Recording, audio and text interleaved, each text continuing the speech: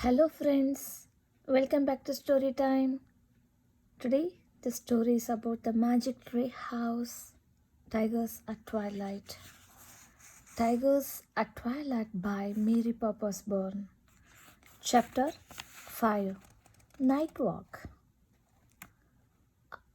Oh, said Jack. What is it? I know how to escape the tiger, said Annie. Our book said tigers don't attack elephants, right? Yeah, said Jack.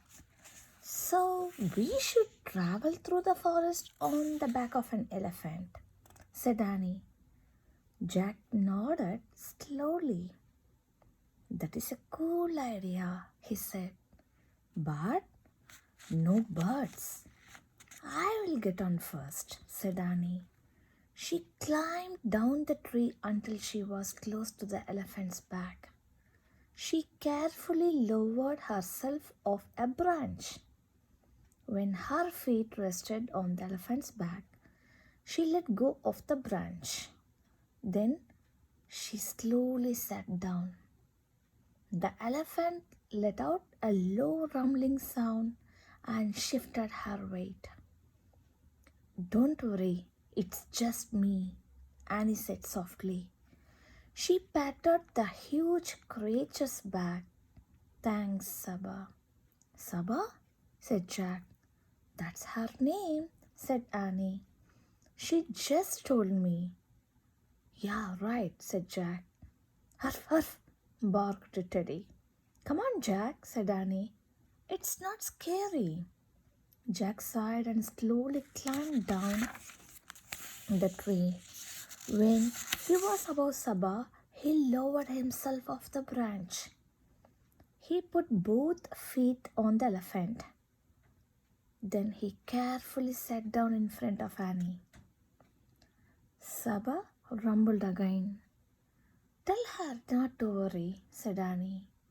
Pat her head. Don't worry, Saba, Jack said. He patted the elephant's head. Her skin was rough and wrinkled. The elephant curled her trunk back and rested it on Jack's head. Hi, he said in a small voice. Saba flapped her ears. Ka and Ko swung to the ground in front of Saba. They chattered at her. She waved her trunk at them. The langurs began bounding through the forest. Saba followed. The rest of the herd followed in line. Saba walked with a calm, rolling motion. Jack felt as if he were riding over ocean waves. A full moon was rising above the trees. Where are we going? Jack asked. Just relax, said Annie. Ka and Ko know where to go. Huff, huff, Teddy barked back from Jack's backpack. You relax too, Jack said to the little dog. Fireflies blinked. The moon lit a path between the trees as the elephants marched on. From a distance came a low growl. Is that the tiger? Jack wondered. The elephants paid no attention. They kept walking through the warm woods. They marched slowly under hanging vines and through misty clearings. Ka and Ko bounded ahead of them, two moon shadows leading the way.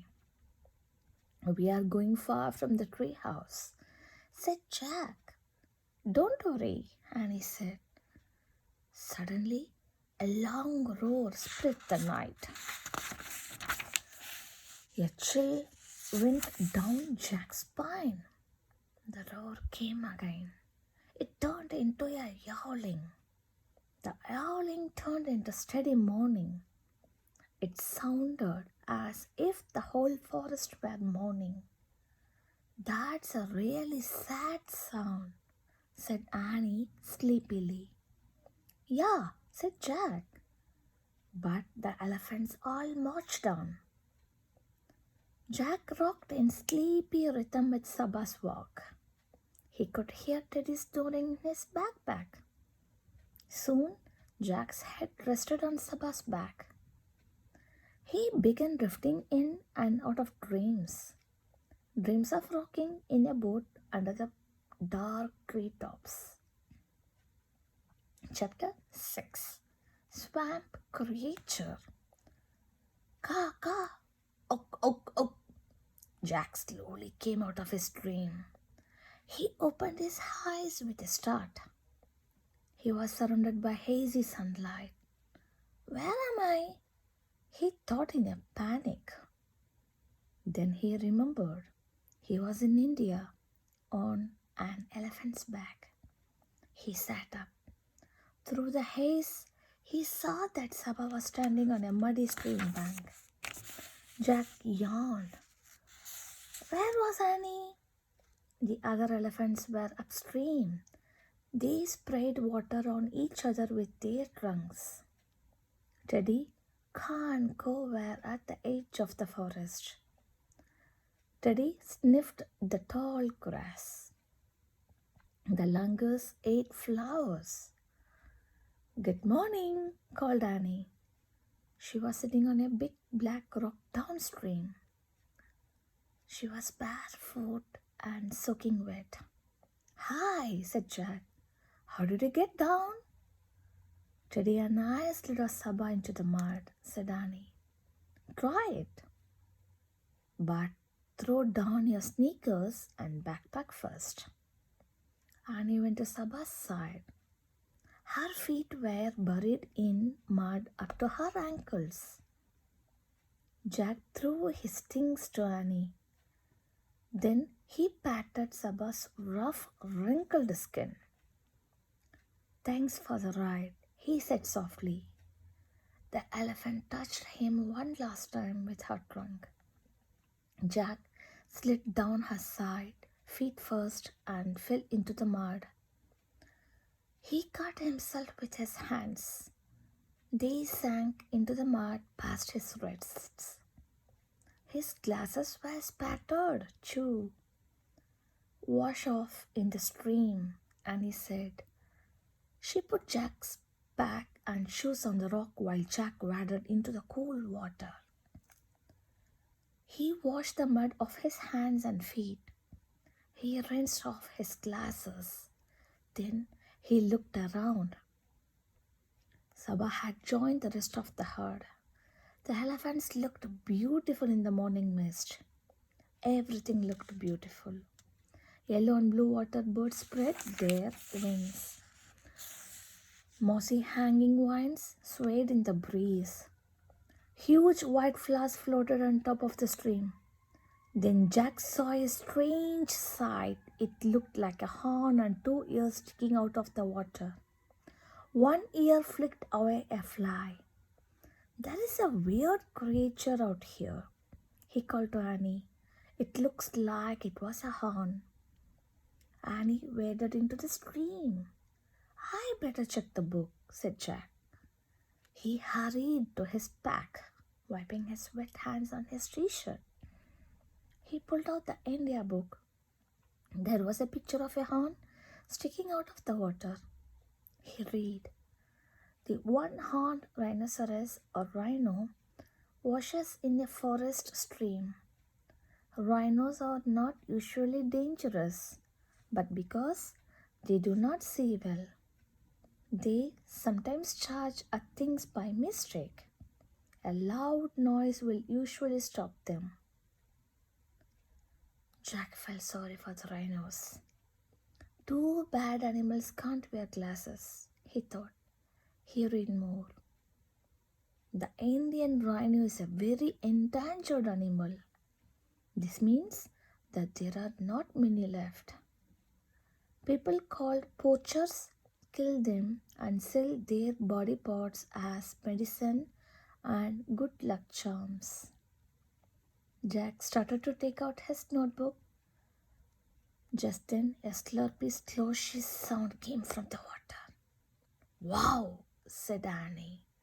Jack looked up. The rhino rose from the stream. He looked like an ancient swamp creature. Oh man, said Jack. The rhino peered at Annie with his tiny eyes. Then he snorted and lowered his head. His horn pointed right at Annie. Make a loud noise, Jack yelled. Annie clapped her hands and shouted, We come in peace. The rhino stopped. He grunted. Then he sank back into the water.